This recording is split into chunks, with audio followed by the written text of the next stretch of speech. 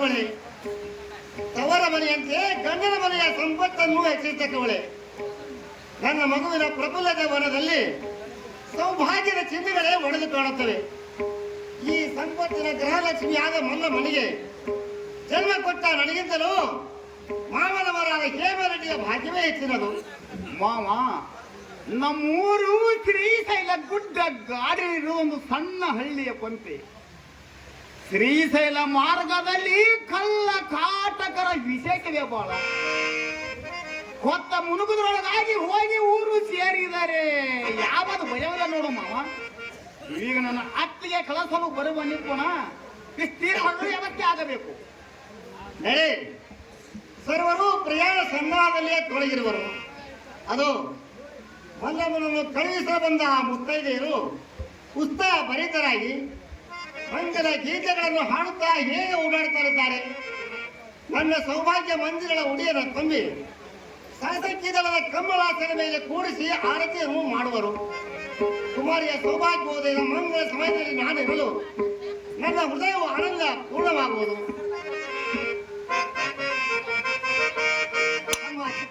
ಹೇಳಿ ಮಾವ. ಮಾರಪ್ಪ, ಹೋಗೋಣ. ಹೋಗು ನಡ್ರಿ ಮಾವ. ಕಳಿಸುವ ವ್ಯವಸ್ಥೆಯನ್ನು ಮಾಡೋದೇನು? ಕಳಿಸು ಯಾವತ್ತು ಮಾವನ್ ನಡ್ರಿ ಮಾವ.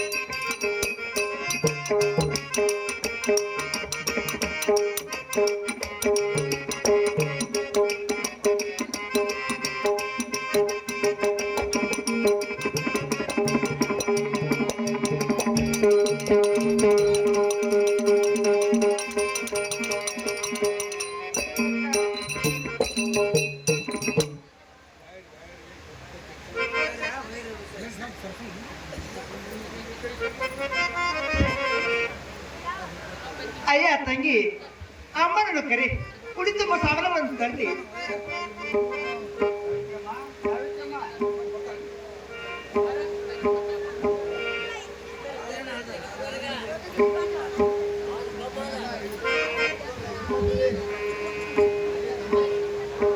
ತಂಗಿ, ಹೇಳ್ರಿ. ಬಂದಿನಿವ, ನಾನೂ ಬಂದೆ. ತೆಗೆದುಕೊಳ್ಳಿರಮ್ಮ, ಉಡಿ ತುಂಬ ಸಾಮಾನುಗಳನ್ನು ತಂದಿರುವೆನು. ಹಾಗಾದ್ರೆ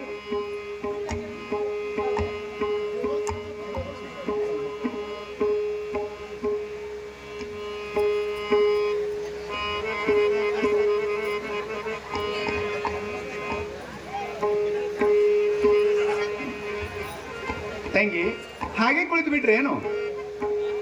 ಒಂದು ಉಡಿ ತುಂಬ ಪದವನ್ನಾದ್ರೂ ಹಾಡ್ರಿ ತಂಗಿ, ಹಾಡ್ರಿ.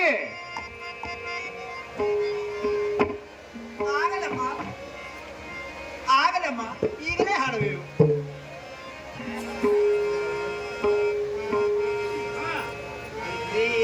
ತುಂಬಿರೆ ನೀವು ಉಡಿರಾದ ಮುಗಿಯಳಿಗೆ, ಉಡಿಯ ತುಂಬಿರೆ ನೀವು ಉಡಿರಾದ ಮುಗಿಯಳಿಗೆ, ಸಡಗರದಿ ನಾರಿ ಮಾಡದಿಗೆ ಸೋ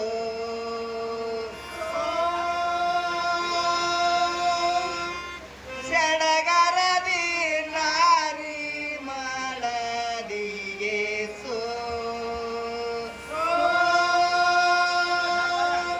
ಮಲ್ಲಿಗೆ ಹೂವಿನಂತ ಮಲ್ಲಮ್ಮಗ ನೀವೀಗ